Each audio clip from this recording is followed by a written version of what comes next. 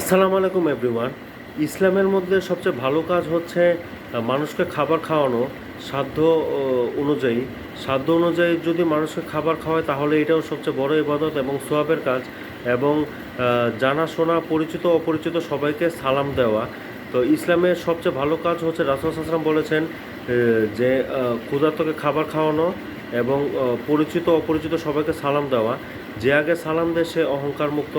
এবং যে তোমাদের মধ্যে রাসূল সাল্লাল্লাহু আলাইহি ওয়াসাল্লাম আরও বলেছেন যে তোমাদের মধ্যে ওই ব্যক্তি সবচেয়ে বেশি কৃপণ যে সালাম দিতে কৃপণতা করে।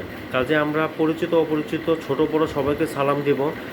সালাম দিলে একে অপরের মধ্যে মহব্বত সৃষ্টি হয় এবং মানুষকে খাওয়ালে যতদূর সম্ভব আমাদের অ্যাবিলিটি অনুযায়ী মানুষকে খাবার খাওয়ানো উচিত। তাহলে আল্লাহ তাআলা খুশি হবেন এবং আমাদের জন্য অনেক সওয়াব হবে।